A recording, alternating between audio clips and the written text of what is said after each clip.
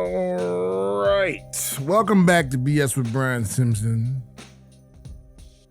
We're back. By the time you see this is going to come out. I'll have done my latest weekend at the mothership. South by Southwest will be concluded. As always, fuck them, kinda, because they suck. This as an organization. The festival's pretty good most of the time, but I just don't. I'm gonna always have a problem with how they take advantage of artists. South by, you know, they don't pay people shit. They don't even give them tickets to the festival. Like they can't even go see the festival. Yeah, you have to pay. You have to pay them to submit, and then they pay you almost nothing if you get in, and you don't get a pass. You don't even get like the lowest pass. You know, I don't know that. To me, it's like it happens to every festival. Starts out the first two are dope. The third one might be, but by the fourth one, there's no integrity. It be like once this doesn't just happen with festivals. This happens with comedy shows too. Like, I don't know if y'all, you know, for those of y'all out there that are interested in comedy, when you in every comedy scene, from the lowest to the highest, every comedy scene, every now and then, some particular show develops a reputation, a good reputation for whatever reason. Whether it's a dope room or whether, you know, someone gets discovered there or whatever it is. A show gets a certain reputation or a festival gets a certain reputation for being, it's the it thing. You know, it's indie, it's to the ground, it's new, it's fresh, it's great. And so then people go there for the good shit, including the business, the industry, whatever. People go there for the good shit. Performers go there for the good shit. People try to get in to be seen as part of the good shit. And then what happens is there becomes this, it's a mixture of professional insecurity and institutional arrogance, right? It's sort of this, they start developing this attitude that like, well, we're the shit and you're lucky to be here, right? On top of, well, we're the shit because people think we got the eye for what's dope, and we have to do everything possible to maintain that reputation. So then they stop picking what they think is dope, and they start trying to pick what they think you will think is dope. You know what I mean? So they'll wait. So instead of being the person that, instead of being the entity that helps you discover dope shit, they wait until there's already momentum behind something, and then they try to get behind it before everybody knows about it. So they still look like, you understand what I'm saying? So they lose what makes them great. I mean, and this happens to this is not just show business. This happens to everything. You know, you get great being yourself, and then you start being afraid of not being great anymore. So then you start being who people expect you to be. This happens to artists. But right now we're talking about festivals. It happens to every dope festival. They go from, like I said, they go from being great by just doing something dope to trying to stay great by doing what's expected, which isn't ever dope most of the time. So and this happened to South by a long time ago, you know? So here we go. Like I said, it's still good. I mean, now it's 1 week. It used to be 2 weeks. It used to be 2 weeks. It used to be like a film week and a comedy week. It was that last year, right? Yeah. Yeah. Like I said, they didn't lower them prices. They're giving you half of the shows at the same price. Whatever. And you know what? It's not my place to criticize them. I mean, because I'm not. You know, because here's the other thing. You know, I live here now. When I used to visit here, it would be a different thing. I had to be a part of, I would come here specifically for the festivals. But now that I live here, I don't have to actually be on any of the festivals, but I'll pop in on a show or something because I love comedians. This is another thing. There's comics that don't actually like comedy. You know what I mean? They don't actually like comedians. They don't like their community. They're here to a lot of these motherfuckers, this is high school. This is just their chance to be a cool, you know what I'm saying? This is their chance to be a bully. In high school, they weren't cool, or in high school, they were cool, and now and that's where they peaked, so it's gone. So this is their chance to relive it, you know, the glory days. But they don't actually like being a part of the comedy community, because here's the truth of the matter is comedians are nerds. Comedians are nerds. deep down, comics are nerds. And if I'm around, when I'm around a comic that's afraid to let a little nerdiness out, I'm not comfortable. Because I hate the motherfuckers. Like, some people try to turn comedy into rap, like the rap game. Like, we rappers, they want to be gangster comics. I hate that shit. You know what I mean? Or they want to be like super fly, cool people. And it's like, that's not what we are. You're not a cool person. You're a crazy person. You're a crazy, nerdy motherfucker.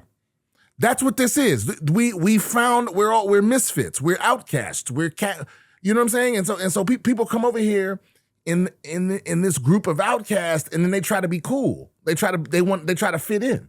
I don't get that. Like, don't try to be one of the fit-ins. That's why you over here. But like I said, we've allowed this community to be easily infiltrated under the guise of inclusivity. You know what I'm saying? Because what I care about is, are you funny? Are you a fucking weirdo? I need you to be both of those things. And it's okay to, like I said, it's okay to act normal. You know what I'm saying? It's okay to act normal, like we vampires, right? And so it's okay to be in disguise, be a werewolf, be a vampire. But when we showing our thing, I need to know that you a creature. That analogy is going off the rails, but y'all understand what I'm saying, right? Yeah, but that's what's going on right now. It's South by Southwest. I'm headlining the Mothership in the middle of that, and it has nothing to do with South by, which is crazy, by the way. The Mothership has never been part of any of the festivals. It's been here this will be 4 years now. The anniversary was March 6th. And they've never joined any, even though people still come by. I think some people come, like every year, people come by thinking that their festival pass will get them in, and this does not. It's very exclusive. And that might change. I'm not saying, I don't know if it's like a policy of theirs or whatever the fuck, but it's like, you know, it was 4 years straight of like 90, like the first 2 years, I think every single show sold out for 2 years straight. And then the last 2 years, it's been like 90% of the shows sell out. Like like the first 2 years, every single show sold out, and it wasn't affected by anything. Holidays, emergencies, Super Bowl, nothing. And now it's the last 2 years, and it's like regular comedy club stuff affects it. But it's still, they don't need to be a part of a festival to sell tickets, so I guess they don't do it. But I don't know. I haven't like talked to somebody about it. But anyway, this is that time of year in Austin where if you love doing stuff, it's stuff to do every fucking where. And here's the thing. This is what I like about Austin. It's shit to do all the time. But this time of year, it's shit to do for people that don't live here. And I hate that. Some people love it. I hate it. It's the festival season because now it's South by Southwest. Then you're gonna have Moon Tower coming up, right? Then there's I think there's a jazz festival after that. Then there's the fucking F1 race after that, right? Or is it F1? It will be coming up. I don't know if it's... Yeah, then it's the races, and then it's like two more things. Then it's Austin City Limits. Then it's, you know what I mean? And it's just like for like the next, I don't know, 3 months is a festival of some kind every other week. Every other weekend. And what I hate about the most is not the large influx of people, but it's how the city reacts to that, right? Like the cops here, for whatever reason, right? This is the chillest police that I've encountered. And that, by comparison, I'm not saying they chill. I'm just saying, relatively speaking. But when it's a festival or something, these niggas be active. And the first thing they do is they create traffic jams on purpose. I have no idea why this is the strategy. I would love to scour the web and look for a chief or somebody to explain to me why that is the strategy. The strategy is, hey, if it's a festival, let's block. Like they will literally, like every 3-lane street is now 1 lane. You know, you can't turn left. They change shit to one ways. They block exits. They close. And don't get me started on the construction. They go, let's wait until the festival to do construction. Let's construct. Yeah, so let's block off some extra shit. And so for whatever reason, and I have no idea. Again, I don't know if there's a logical reason to this, if there's some sort of data that demonstrates that this is actually better somehow, but I don't think so. This seems like the sort of decision that was made by somebody that doesn't know what they're talking about. Like somebody with more power than knowledge. That's really the problem here in Austin. That's one of the big problems here, is that a lot of the people that run shit don't know what they're talking about. They don't know what they're doing. They're figuring shit, or it's like weird backroom favors, or you know what I mean. And you can see it's very obvious where those things occur, right? Like I know for a fact, like right now, like I got a weekend down at the mothership, because the thing is, when I said yes to the weekend, when I booked the weekend at the mothership for this month, when y'all see this, it'll be over. But it's the weekend of like March 12th, March 13th, 14th, and 15th. I'm at the mothership. But when I booked that, I didn't. This was like November, so I didn't realize that it was South by. I would have still done it, but I wasn't mentally prepared because I don't like driving. I don't like driving downtown doing this kind of shit. And I gotta go downtown. And I know it's gonna be fucking one lane all the way out there, motherfucker, like the president down there. Right? You're gonna have to park on the outskirts. It's gonna be a bunch of motherfuckers that don't know you can make a left on red on a one-way from another one-way. You know? You'd be shocked how many people don't know that, by the way. Yeah. Yeah, I've been pulled over before and had to explain that to a cop.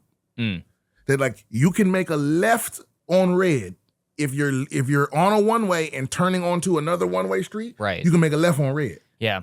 And the way I go downtown, I'm doing this, like my little shortest route to get down there, I have to do this every time. And, you know, about a third of the time, it's a motherfucker in front of me just waiting. Waiting to make that left. Because, you know, and it's like, you know, it's no point in you beeping your horn, but it's frustrating because it's like, why don't you know that? I've definitely been that guy because honestly, I assume that that's probably how it is, but I never do it because I'm just like, man, I'm not gonna take a chance of fucking cops seeing me. So I never knew that was legal. Oh, it's totally legal, but some cops don't even know it because it's because you know what it is. It's because it's I guess it's rare because everyone knows you can make a right on red. Yeah. Right. That seems like it's very much like metropolitan area kind of law. I don't think it's true everywhere. Yeah. But it's true everywhere I've lived. Sure. It's true. It's true everywhere I've driven. It's true in California. It's true in Texas. Yeah. I never drove back home. Oddly enough, I'm from DC, Maryland, Virginia. I never drove back there. But so I don't know. But here for sure, you can make a left on red, and you know, and maybe it's not that obvious. But I feel like that should be one of the questions. I don't know. But maybe it's not that obvious. Let me know in the chat if you knew that already. And let me know if that's true where you live. If you live in any state that's not California or Texas, let me know if it's legal for you to make a left on red from a one-way onto another one-way. I think it might be universal. Does it have to be a one-way that you're turning onto? It has to be a one-way that you're turning onto and turning off of. Okay. Yeah, okay. Because that eliminates all of the dangers that would come from you making a left on red. Yeah, it has to be both one ways. Yeah. Very rare, like I said, it's a rare circumstance. Not that rare, honestly. Because when you get to almost every downtown, it's just all one ways. That's the thing. I think it's rare, but you know, there's a lot of people that live in, you know, bumfuck nowhere. So I think that's just, you know, that's a downtown area thing. And the other thing also is, I think a lot of people knew that in California because all their public transit sucks. And I think maybe the same is true in Austin. Because people, a lot of people might not know that in DC or New York because most people don't drive. They ride the train. Yeah. Blah, blah, blah. But there's no. I mean, I'm sure they have something out here, but it sucks. The bus sucks out here. I see them sometimes, but nobody really utilizes it because it's not reliable. It's not. The public transportation in Austin is fucking terrible. Is there anywhere in Texas that has good public transport? I don't think so. Why is all the great public transport on the East Coast? I think maybe San Francisco is one exception. But is there any other city on the West Coast?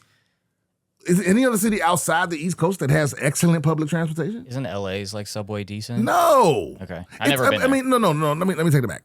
LA's subway is decent. It's not great, but it isn't. How do I put it? When I say great public transportation, what I mean is, like in DC, you could live your whole life in DC with no car. Like you can live your whole life in New York. You don't need a car.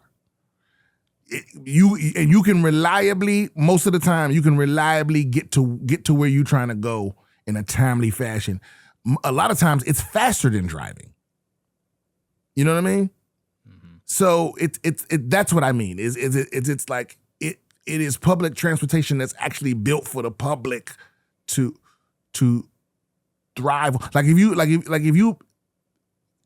banned all the cars, if you banned cars in DC and like doubled the funding of the public transportation, the whole city could still run fine. Well, have you seen about the new rail plans that are coming? That in Austin? Yeah, they're actually in effect. They're adding, I think, one more line with the intent of adding up to 3 or 4. Oh, is it underground? No, it's above ground. Okay, so fuck that. Yeah. Because all that's doing is, well, I don't know, because I guess they can stop traffic for that, because that's what they do in San Diego. They have like a over like a tram or whatever fucking. It's like, I guess, but that can't go fast. Yeah. You know, that's able to get you across. It's not gonna make people stop driving to go, or people go, you know what? Let's just catch the rail. Let's not drive into town. Let's catch the rail. It's like no. I don't want to be. What's the word? Whatever. I don't want to be a negative Nancy. Mm-hmm. I did look up the turning left on a one-way, and it does say yes in most U.S. states and Canada, you can legally turn left on a red light from a one-way to another one-way, provided you first make a plea to stop. It does say, though, a solid red arrow usually means you cannot turn. Well, that's true. That's true everywhere. Yeah, right. Every red arrow means you can't turn. Yeah. So. Yeah, but some confuse me though. Like, you know what? Let's talk. Let's move on. We've been talking about South by Southwest traffic. Yeah, all of that stuff. Let's move on to emails. Okay, so we've covered some of the. Actually, you know what? Let's do an article first. Mm-hmm. Let's do it. Wow, who sent me this? Somebody sent me this article. Missing man. Hold on. This is from Us Weekly. I'm not sure how reputable this publication is. Missing Florida man found at sand plant stuck shoulder deep in mud. Officials compared to quicksand.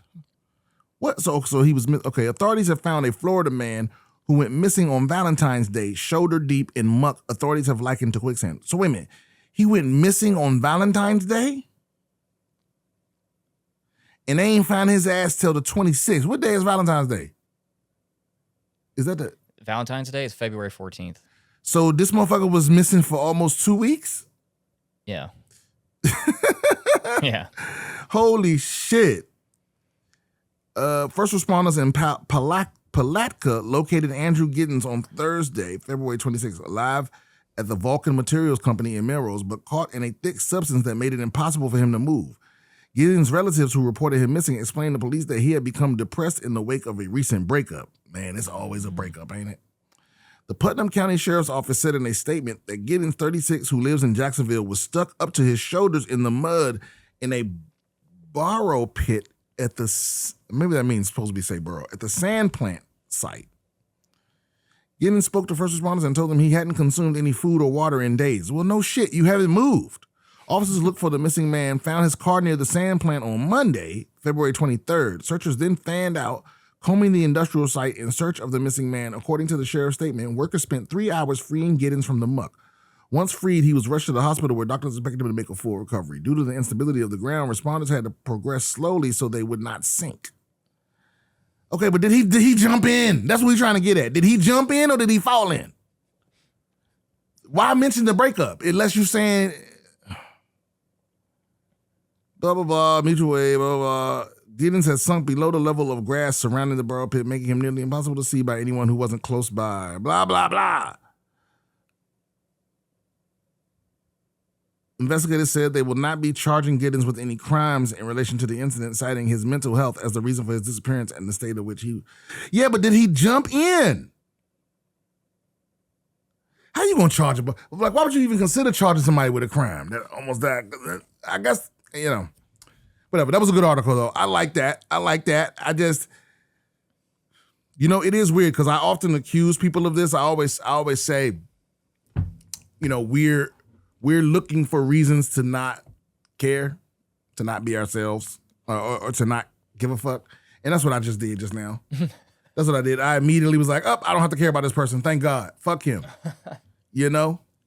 And that's what I was searching for. I'm trying to, because that's really the question I'm asking. Did he jump in? I'm asking, do I have to care? What happened? How much do I have to care about this man? And since the answer is unknown, I'm gonna default to don't give a fuck. Okay, let's go to the first email. Sorry for your loss. Yep. Sorry for your. I mean, he ain't lose though. He winning. Yeah, that's true. Wait, so is he? Wait, I'm sorry. He's still alive. He's alive. He's in the hospital making a full recovery. Oh, okay, yeah. Yeah, and they're not charging him with no crimes. Yeah, but what crime was committed? Did he break into this place? They didn't say, so I don't know. Okay, all right. Hello, Brian. 3 months into 2026, and here we are. Uh-oh. Bombing Iran, reverse icing presidents, and Mexico on fire. Yep, Mr. President, no new war seems to be so good at keeping... Oh, Mr. Okay, you're okay. So you're supposed to put a dash right there to signify that this is a... I don't know what the word is for it. The hyphen? Yeah, because he's calling him Mr. President, no new wars, like as a name. Yeah. But he didn't put the dashes between no new wars and president. Right. So it just looked... Anyway. Mr. President, no new war. Mr. President, no new wars seems to be so good at keeping his word. Saw a video of a U.S. destroyer yeeting Tomahawk missiles in quick succession. Keep in mind, each Tomahawk costs, what, $10 million? Yep. Maybe that was the entire purpose of Doge and slashing public benefits. Did you play the Okay, so this is a separate thing. Did you play the campaign of Battlefield 3? Because it seems to be going play-by-play, earthquake included. Okay, I don't get that reference. My exit plan of getting a remote job and moving back to Mexico seems dim now, not only because AI is destroying remote jobs, but my country is on fire. Go figure. Hypothetical, you get force drafted back in, but you get to choose Iran or Mexico to fight cartels. Assume support of Mexican armed forces and government. Where would you go? Mexico. In Mexico, it's almost a 50-50 split of people that want the U.S. to intervene, but I'm sure you know how effective drone strikes were. Anyways, much love. The annoying guy with unnecessary long emails about baby mama drama and with a fiance, not the baby mama. Oh, this is the same guy. Okay, I see. But look, let's cover all of those things. I mean, yeah, you know, I'm not one of those people on the left that's like, I'm not Mr. I told you so, because that irritates me. Like people on the left that say that to people on the right that are like, we tried to warn you. Like nobody's coming to you for their political, like just because you had a political view doesn't mean that everyone was listening to you. You know what I mean? I just think we told you so is a weird game to play when people are trying to come back to the fold, you know? Right. Yeah, they were fooled. It's also like nobody truly knows what the fuck's going to happen in the future. Well, the thing is, Trump had a track record. It's not like he's been famous my whole life. So that's why I never trusted the motherfucker. Because I've seen him be untrustworthy, you know? But some people don't see it like that. Some people, they literally believed everything he said. So that's why I don't, because I think it's this default thing to believe that everyone that voted for Trump or everyone that supported Trump is a grifter who knew what he was going to do, but they supported him anyway because it made them money. And I don't think that's true. But whatever. My point is, I'm not surprised by any of this. That's my point. I already knew old boy was bullshit. Like Trump does whatever is best for him and his people and his family. So if you fuck with him, he fuck with you. If you can make him some money, he fuck with you. If you a winner, he fuck with you. If you're none of the above, he don't fuck with you. He don't care what happens to you. He don't care if you live, die, whatever. Fuck you. And if you his enemy, it's fuck you for life, all the way. It doesn't even matter if everything you say is a lie. Everything you do don't matter. Like, and we know he's made it clear to me what type of person he is. Right? He's a predator. He's a dastardly motherfucker. You know. Yeah, so as soon as he said no new wars, I knew he was going to war. As soon as he said the Epstein files wasn't real, I knew it was millions of them. You know what I mean? It's like the thing. What you have to understand is like when Trump is talking, he's not talking to you. He's talking because there are a contingent of people out there that still believe everything he says. Even like I forget where the quote is from where they said, do you believe me or your lying eyes or some shit like that, right? But it's like, Yeah, like there's people out there that they could be looking right at something and Trump could tell them it ain't there and they'll be like, it ain't there. You know what I mean? It's attributed to Groucho Marx. What was the quote? The phrase often quoted as, "Who are you going to believe, me or your lying eyes?" Right. It says Groucho Marx or Richard Pryor. So I don't know.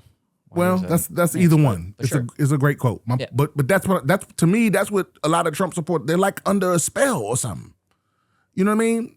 But for me, it's like, and don't get me wrong, some of them are just hateful motherfuckers that think that, you know, white people are being erased and Trump is the savior and that kind of thing. But a lot of them are just, they're like cult members. It's like being mad it's like being mad at the people that drank the Flavorade at was it the Jonestown massacre? Oh, right, yeah, Kool-Aid. No, it was Flavorade. Was it? Yeah. Yeah, it was Flavorade. Man, off-brand. What's funny is somehow Drink the Kool-Aid made Kool-Aid more popular. Right.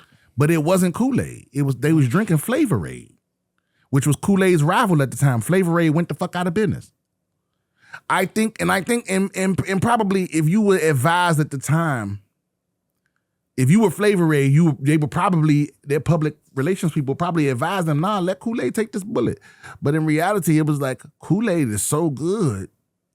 They wanted it to be there. Like it had the opposite effect of what you would think, because it wasn't the Kool-Aid that killed people, which is why it didn't have a bad PR. Mm-hmm. You know what I mean? Did you look it up? Yeah, it is. You're correct. It is Flavorade. Yeah, it was Flavorade. Yep. And Flavorade dropped the ball. Yep. Yeah, but people now to this day, people say you drinking the Kool-Aid, and that's what it means. It means, you know, okay, I guess maybe the young people watching this have no idea what I'm talking about. The Jonestown massacre. You know, it was a bunch of people in the cult. Long story short, a bunch of people in the cult went to the jungle. They killed themselves by drinking Flavorade mixed with arsenic, I think, because they thought they were going to ascend.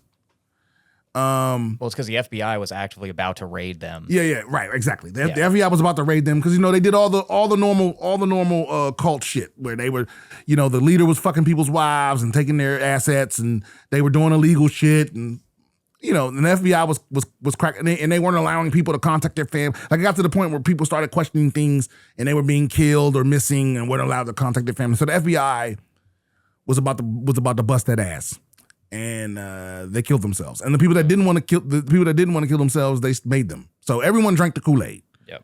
Right, but it was actually Flavorade. That's my point. Yep. That's my point. But history doesn't remember. So to this day, when people say you're drinking the Kool-Aid, they mean you're in a cult. And you're just believing everything you're being told. But it wasn't Kool-Aid. It was Flavorade. And so the irony of that statement is that people, when you say drinking the Kool-Aid, you're just believing what you were being told because it wasn't Kool-Aid. You understand what I'm saying? It was Flavorade. And actually, I don't even know if Flavorade is out of business, but they definitely are not the leaders no more. They gone, just like Ovaltine. Like I think Ovaltine still exists, but Ovaltine used to be the shit. Now, you know, it's Nestle Quick or bust. Nobody's checking for no fucking Ovaltine, you know?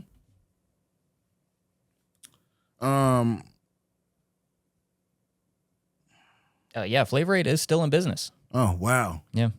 Wow. And they're seen as like an off-brand. And I want to say at the time they were the leader.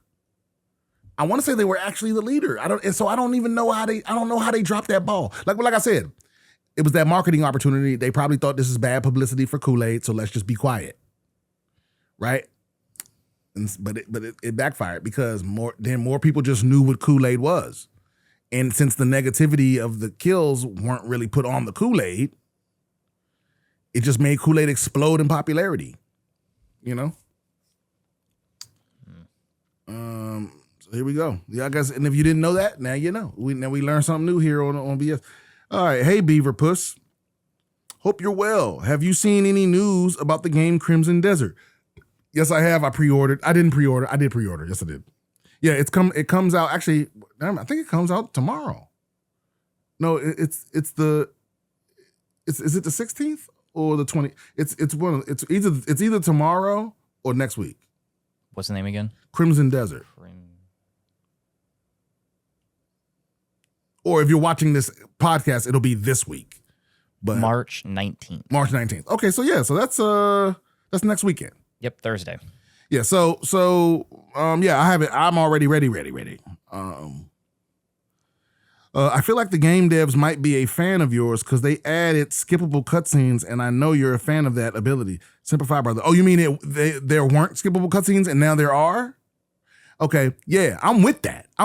Game devs, if you listen, that's because having them to me that should be the default in the industry. Not having skippable, because if you've been a fan of the pod for a long time, you already know this is my big pet peeve. Your game cannot be a 10 out of 10 with unskippable cutscenes. Your game can't be a 9 or an 8 out of 10. It could be the perfect game in every other way. The highest I could give you is a 6 if there's unskippable cutscenes. There is no, because it's that is a choice that you made that is an insult to the player. And there's no excuse for it. There is zero excuse for not allowing me to skip the cutscenes. And all you fucking bitch ass miss me with that whole, the cinematic experience. That's for you. I don't want the cinematic experience. I want to get the fuck out of here and play the game that I paid $99 for or whatever it is. I don't give a fuck about the story. I don't care about none of that. Some people don't. And don't get me wrong, there are games where the story is important to me, but I still want the option to skip a cutscene. Sometimes I've seen the cutscenes. Sometimes I'm playing through the game. I'm replaying through the game. I don't want to see the shit, right? And don't force me to do it, right? And I'm gonna tell you something else. So this is my hierarchy. Unskippable cutscenes is one thing, right? That will make me really talk bad about your game. I will mention it every time your game comes up, if I remember. But what is absolute, and you can fix that, but what is absolutely unforgivable, like this will make me, I might disrespect you to your face if I see you. If you a game dev, if you the lead developer, and there's an unskippable cutscene that has to be repeated before boss battles, like it's an unskippable cutscene, and then I'm fighting the boss, and then I die, and I gotta watch the cutscene again before I fight the boss again. Let me tell you something. I really don't have the language for how much of an insult I will take that as. And because you're right up there, you're right underneath people that I actually hate in my real life. Like people that I would actually go out of my way to do negative things to them, to negatively impact their existence. You're right underneath those people. Like I wouldn't cross the street to hurt your feelings, but if I could make a choice, like those experiments where they're like, hey, if you push this button, somebody in a room somewhere will get electric shock. And they hit you with some kind of moral conundrum as to whether you'll do it, and people, people react differently if they can hear the screams or if they can see what the person look like or whatever. But if they were to tell me, hey, the people that made this game are in that room, and if you push this button, they will receive an electrical shock, I would push that button until I fell asleep, and I would pay somebody to keep pushing it while I nap. You understand what I'm saying? I would poison the drinking water in your home. Give them Kool-Aid. Give them Flavor Aid. Yeah, give you some Flavor Aid with the never wake up again powder in it. Yeah, because I don't understand what type of choice it is. Because in my mind, I'm always just picturing just an arrogant motherfucker that's like, you're gonna watch the arts that I created. I'm an artist, and you're gonna watch it. It's like, why? Why are you making me watch this? And the thing is, and most of the time the shit don't be good. And even when it's good, maybe I don't want to see it. Right? The real devs that want you to appreciate their art for real, they make like the best. I'm gaming old school. A lot of you, this is another thing. A lot of my younger viewers who are also gamers, I have such a weird cross section of people that are fans of mine. But if you're a younger gamer fan of mine, a lot of the youngins y'all grew up in this world of abuse by companies, game companies specifically. And so a lot of the youngins are like, what's the big deal? That's just how it is. But so y'all don't have a reference. Y'all don't have a frame of reference of like, no, I come from a time with like the game studios, like all of the like ruthless exploitation they do now, like it didn't exist because it couldn't exist. Back in the day, it wasn't possible.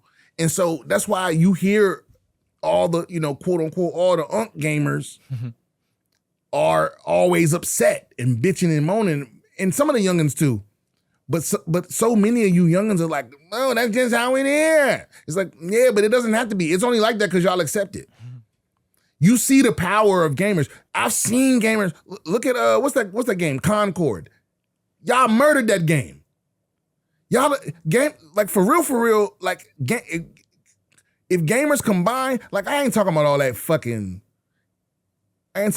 pussy ass shit where people be like review bombing and stuff like that. That's fucking childish. I'm talking about actually voting with your dollars. Don't nobody give a fuck about no review bomb. But if a game start losing money, like if a game lose 1 million concurrent players in one day or something like that, they'll change something fast. Many of these game studios have dropped the ball trying to be greedy, and then they lose 100,000 players and go, what the fuck? Mm-hmm. And switch everything the fuck back. Yeah, look what happened with Helldivers. Because the thing is, what the studios know now is when you lose a bunch of people, you can't get them back. You can get some of them back, but once the momentum gone, it's gone. Borderlands 4, which I thought was one of the best games of 2025. They kind of dropped the ball with the content. They were like, oh yeah, I think the game came out in September or October, and it was unbelievable. It was amazing. And then they were like, yeah, the new shit coming out in March or April. I was like, what? Mm-hmm. April for a live service game? April? That's not enough. Call of Duty, you could throw Call of Duty in there too, for sure. Oh, yeah, but the latest Call of Duty was trash. And the thing is, I'm not being honest, I don't play Call of Duty like that. I don't either anymore. A lot of the homies play that shit, and it ain't for me. It doesn't feel good, and I can't really explain why. But yeah. All right, next email. What's good, Brian? Love the podcast. Keep doing what you do. Helps me get through work every time you drop a podcast. Well, thank you, man. I appreciate that. I recently just had to cut off a friend of over 10 years because I found out he was talking behind my back saying really bogus shit, as well as his lady about me and my wife. Oh, wow. For context, I'm 26, turning 27. Happy birthday, brother. My said friend is 33, loves to get into it with his lady, especially when they're drunk, and I've always tried to help him out. My door is always open. I'm a good dad to one of his sons. Oh, I'm a goddad to one of his sons, and look at everyone like family, and he often will bring his kids over to sleep at my house when he gets too much going on at home. I don't have kids myself, but I have no issue with it. I found out recently that him and his lady got into it because I messaged her and said it was dope what they got the kid for his birthday and they're awesome parents, after which I called his phone and proceeded to tell his son happy birthday and was just making small talk about what they were doing for the day. Apparently that turned into him thinking I got some type of feelings for his lady. With all due respect, not my cup of tea, and I'm not the type of guy to snake anyone out, especially someone I call family. I found all this out because his lady is on the phone with my wife drunk as hell, just letting everything out, and she slipped up and said some shit that I think they didn't want us to know. This dude says, oh, if you like him, I'm going to go hang out with his wife. One thing, okay, so he says to his lady, oh, well, if you like him, I'm going to go hang out with his wife. Okay. One thing about me is I don't play about my wife at all. Facts. Yeah, we've been together 10 years this year and just got married in September. This dude was my best man at my wedding, didn't plan shit, didn't help with nothing to do with the wedding, and him and his lady fought and started throwing bottles on my wedding night and got glass in the pool and broke shit I had to pay for. When my wife was on the phone with his lady, she said, oh, y'all got married before us. That pissed me off. We aren't getting married anymore. My thing is, why are you so worried about my relationship? It's just weird. Okay, this is a long-ass email, so you got to get to the point.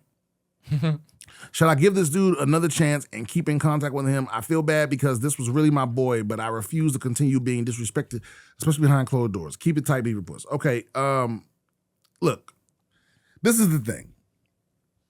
I've gone through similar things with similar friends and stuff like that. You're friends with a drunk. Now, I don't know if you're a drunk. I don't know if that's what y'all bonding over, y'all all alcoholics, y'all always, but alcoholics are gonna say wild shit. Like this ain't puppy love drunk, right? When you in your 30s plus and you still getting drunk like this, and you with a woman that's the same, that's also an addict, this is what you signing up for. Chaos. With kids. With children. They and so it's that kind of thing. And so, but the other thing is like, if y'all really, this is my thing. Real friends, you don't end your friendship without at least having a conversation. Right? So this is a failure on your part to set boundaries. And when I say boundaries, I'm talking, somebody pointed this out to me the other day. A boundary is not what you need other people to do. A boundary is about what you will do. It is a guideline you've laid for yourself of like, if this happens, this is how I respond. That's what a boundary is. So, if it sounds like, you love these people. This is your best friend. He was the best man at your wedding. But he's a fucking drunk, and so is his wife. And so you and your wife need to decide, like, what do I need for this friendship to continue? Do I need you to stop drinking? Like, do we need to have some distance until you quit drinking? Do we need some distance in terms of like we only kick it, like we kick it less often, every once in a while? Right?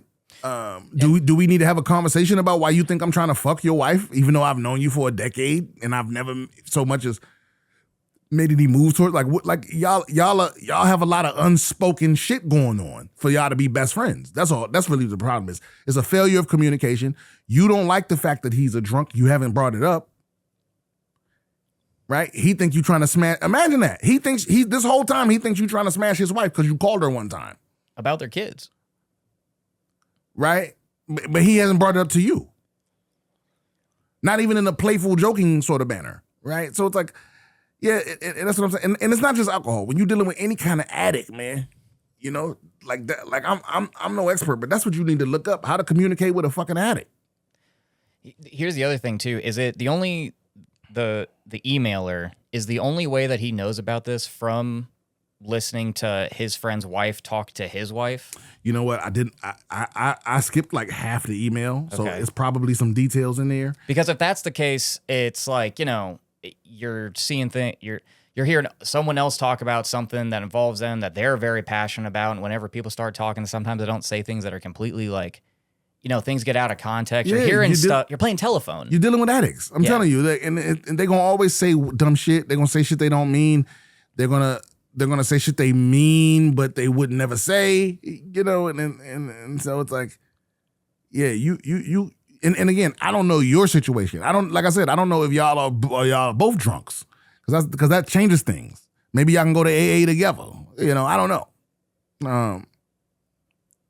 But yeah, I hate to end the friendship over things that don't constitute betrayal. Men don't do that, right? That's a woman thing. Is to just stop being friends with somebody over something small. But again, I don't know how small it is for real because I didn't read half of the email.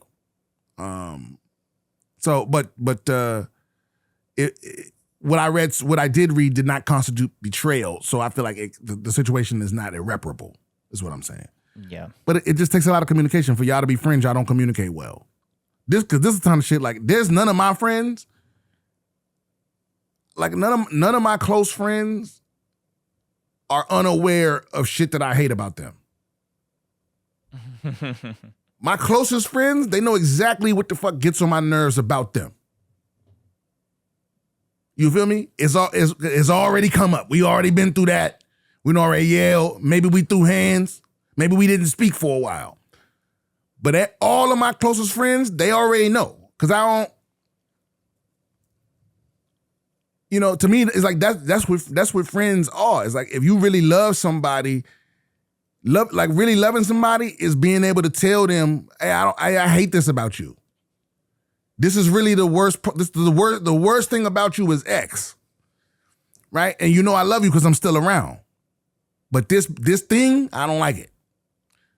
Right? You got to be able to say some shit to somebody that really, if it's really if the love is mutual, we should be able to have them conversations. I shouldn't have to bottle shit up around you, like, you know, because a lot of times things are bothering you, and it's because you're interpreting them a way, like you think things are a certain way, and that's not how they really are, right?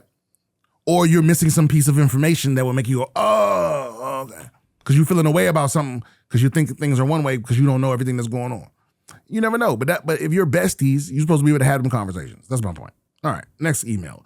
Also, don't forget, if you want advice from the advice champ, right? If you got a story to send me, if you got a Reddit confession to send me, whatever, email me at bswithbriansimpson@gmail.com. If you want to come see me on tour, okay, go to briansimpsoncomedy.com and we're coming back on tour. Like I said, we had a health thing last month. We had to rearrange a lot of dates. We had to move stuff around, but we're back. We're starting in April. I'm coming to Eugene, Oregon at Olson's Run. I'm coming to Baltimore, Maryland. And I'm coming to San Jose, California, right? And I moved some dates to the end of the year. So I'm going to Seattle in November and Madison, Wisconsin in November. Grand Rapids, Michigan in December, and Montville, Connecticut in December. So those are dates that I had to move from March. Okay, so now we coming back out there. briansimpsoncomedy.com. I'm coming to all those fucking places. All right, and now let's do the last email, and then we can get the fuck out of here. All right.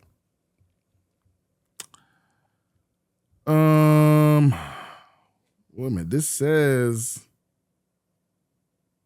He sent me a voice note. Hey Brian, you can call me E. First time, long time. I think I go back with you to listening when I heard you on your mom's house or something like that. But anyway, oh no, I saw you on the comedians, the stand-ups or whatever. But anyway, try not to take me that long. I'll give you a little backstory. I met this girl my freshman year of college in 2009. Well, I didn't really meet her. My RA said, hey, my friend thinks you're cute. And he gave me her Facebook, and we became Facebook friends. Nothing ever materialized. 13 years later, I'm going through my Facebook friends, mad horny, looking for a date. I see her. I'm like, yo, she's girl's still pretty. I shoot my shot, end up getting a date. It's all good. Get to know each other. She has 2 kids, and her baby father is still, like, in the relationship with the kids. Like, he's not in a relationship with him. He has, like, a relationship with his kids. He, like, pays child support, sees them every other weekend, buys them stuff for school, you know, like, stand-up dad shit. They're, like, co-parenting. So, like, me and these kids aren't, like, on a authoritarian, disciplinarian, like, kind of relationship because they already, like, have a father figure in their life. So, like, I'm just kind of like a nigga they live with. But I decided to, like, take a step. I had no kids at the time. I decided to take a step and be, you know, stepdad McGee.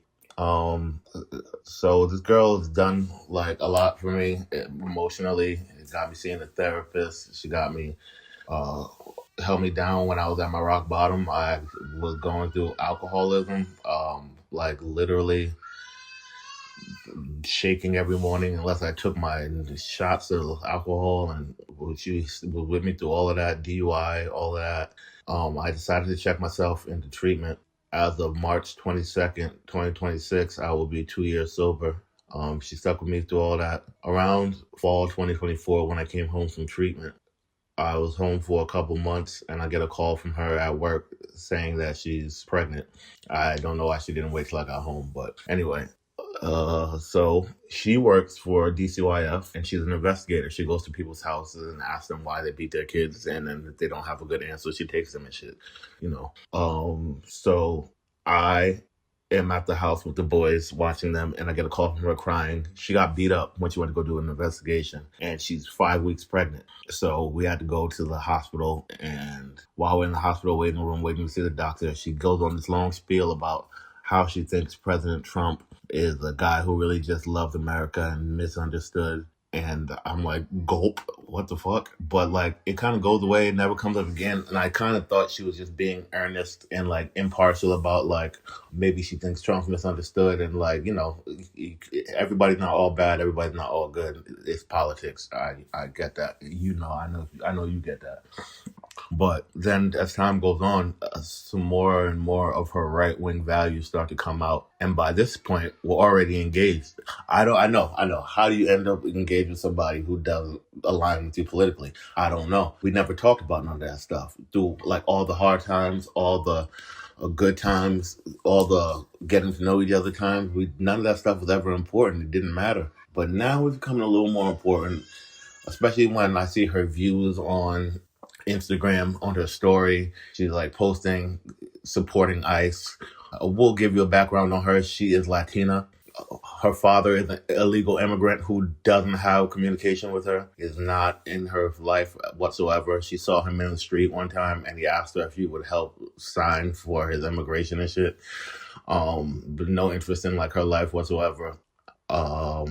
Psychologically, I think that might be what her hang up is about illegal immigrants, but I just need your advice because I'm gonna marry this girl. I already have a daughter with her, my first kid, my only kid. And I get this crawling feeling in my skin like our values don't align. Give you some history about me. My father was an illegal immigrant too, always in my life. Stayed here for maybe 20 something years before he got his papers together.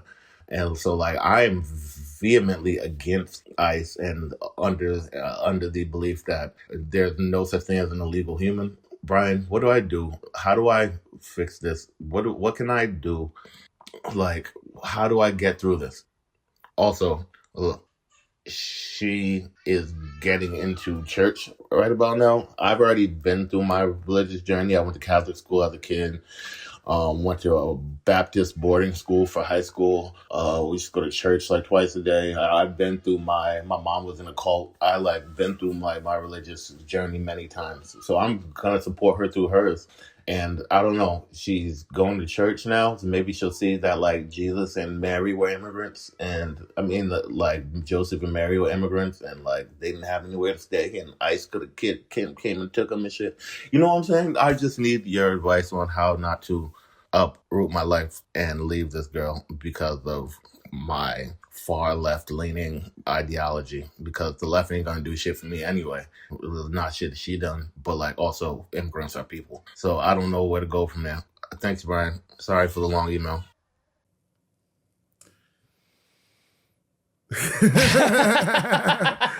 Damn, my nigga, that was long. That was long. There was a lot of unnecessary details in there. There was, but I had no idea where that was going. Look, first of all, it feels like you kind of in it, nigga. You kind of. Yeah. Okay. I have a question. So, at the very beginning, he said like he was in college and someone slipped him a note that this girl likes you. So that's who he's with, right? Right. I think that's what he's saying. So he's saying because I got confused because he said 13 years later. So meaning they've been together for 13 years, right? Yeah. So okay. this is a girl again, but that was also unnecessary. All of that. Yeah. Right. We didn't need to know all of that part. Just get to the gist. Look, guys. Because this is a teachable moment. This is a perfect example of why email doesn't have to be that long. All you got to do is tell the story with as little words as possible, even to the point where it don't make sense. Just like the who, what, when, where, why. Just answer those questions with one word apiece, right? And you go, who? Me and this girl. When? Now. Where? Here. Why? Because we have different views. Okay. Then you fill in the necessary information for that to all make sense. You understand what I'm saying? You don't have to tell me, back in college somebody slipped a note so I could put. It's like, who gives a fuck? Because why does how y'all met matter at all? The gist of the story is you're with a woman who does not align with you politically or religiously. Mm-hmm. Y'all already have a baby. You really love her. You want to marry this girl, but you don't know if you can be with somebody that you disagree with so vehemently about, specifically ICE and immigrants and that sort of thing. But it sounds like you already with her. Like, why is this a problem now? Did she just out of the blue start being Republican? Right? Because I don't know. I've I say this all the time. I've never had a successful relationship. And I definitely don't know how to navigate a difficult one because I just don't deal with those. As soon as it get difficult, I'm out. And that's not good advice. The internet's always telling you to leave people. I don't know. It sounds like y'all are already on this journey together. You already taking care of her 2 kids and you just had another one with her. So all of that, the time to get off the train was long time ago. Mm-hmm. Yeah, you can't get off this train now. What, and abandon them children? The best you can do is just, because see, I don't know how you made it this far with them type of major disagreements. Right. Like Trump's been in our lives for a decade now. Yeah, and I don't know how you coming inside people before you know their political beliefs. You know what I'm saying? But I feel like once you coming in people and their kids calling you daddy, like because you said her kids already they have their fathers around.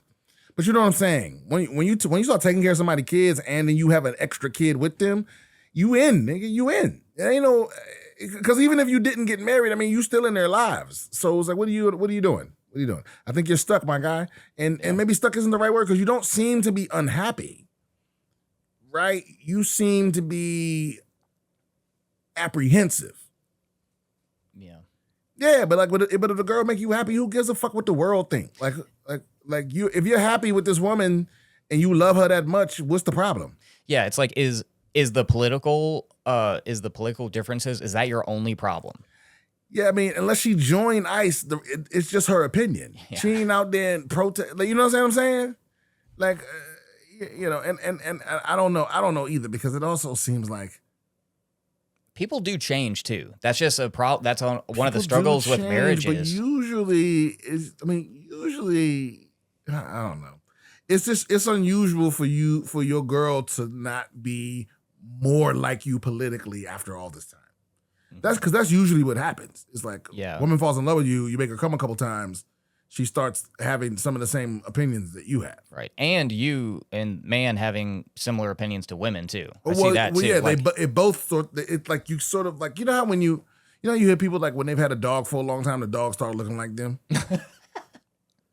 It's like that. It's like, and the owner start looking like the dog start looking, just a little bit. You start to, like, I feel like that's what happens in relationships. Like politically, you kind of start blend a little bit. Yeah.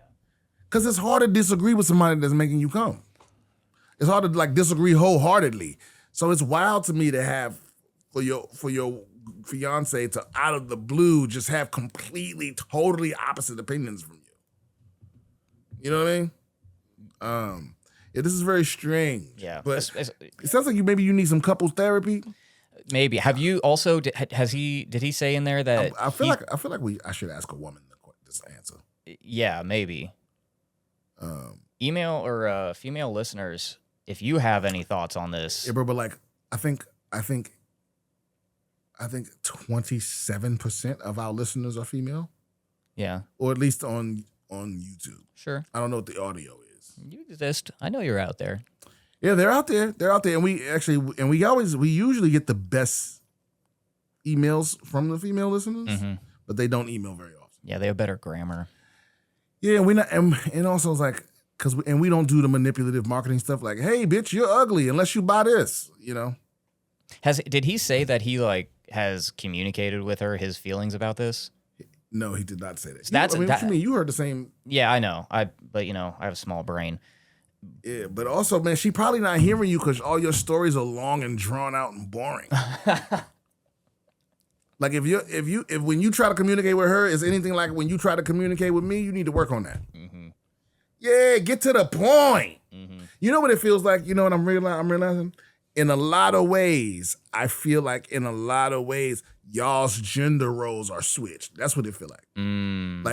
Like not. I'm not saying you're a bitch or whatever.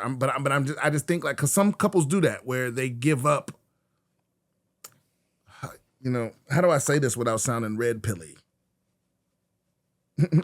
But I feel like in a lot of ways you you have the feminine energy in the relationship. That's what I'm trying to say. Right. And she got the masculine energy. You know what I mean? Oh, God, I would love to talk to these people, actually. Like, talk to both of them. Obviously, we can never talk to her. Yeah. No. Yeah. But y'all need some couples therapy or something. Yeah. And just communication in general. That's really been that's the theme throughout this whole episode is like the guy's not communicating with his friend. Mm-hmm. You're not communicating with your lady. But this doesn't seem like a big deal to me. It seems like a problem that can be solved. It also doesn't seem like leaving, like abandoning your family. There's also one is the answer. It's also too, I mean, the main thing to think about is like respect. Do you respect this person? Because if you respect somebody, you can respect that they have different ideals from you. You know, this is weird. This is a weird. Yeah. This one's strange. This one is strange. And you know, it's okay if the answer is no. If it's a firm no, I don't respect her. I get that too. Yeah, but that might be your answer. Because I don't think you can really spend the rest of your life with somebody that you don't respect. Sadly. No, but that's the thing. No, but I think he does respect her. He definitely cares for her. Right. Right. Yeah. That's. I mean, I got that came through. I didn't sense a lack of respect.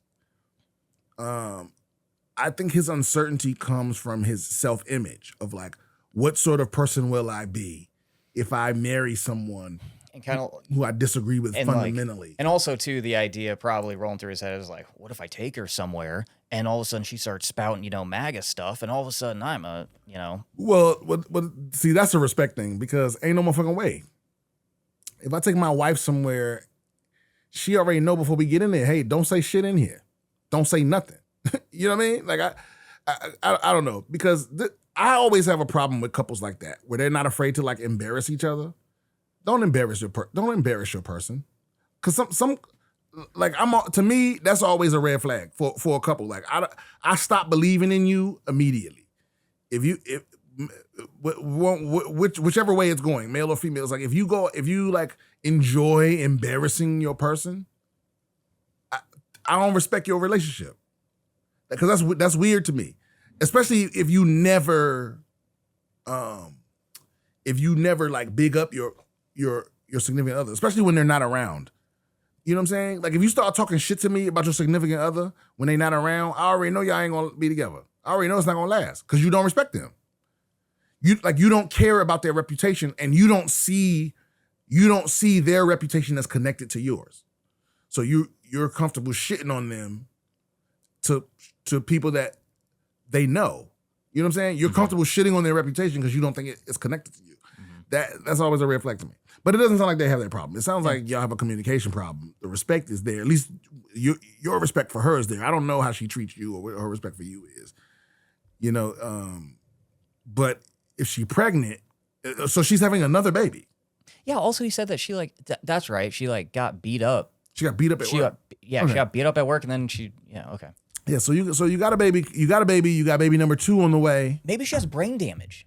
You think she got brain damage? I mean, all right, hear me out just for 1 second. So they're together for 13 years. She doesn't say, apparently this has never been a problem before, right? Mm-hmm. She gets beat up, okay, has to go to the emergency room. And at the emergency room, she starts talking all kinds of like, oh, he's a misunderstood guy. And now she's on a MAGA train.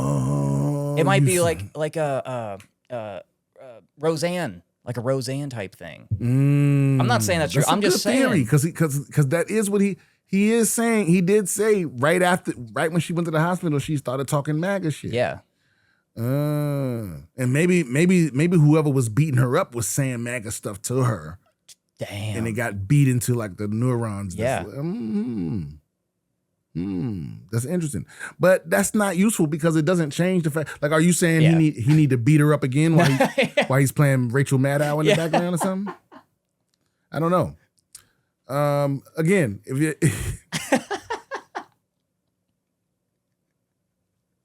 we need more voicemails. We need more voicemails. We need more emails, and we need the community to chime in on this because this feels like some expertise that's above my level.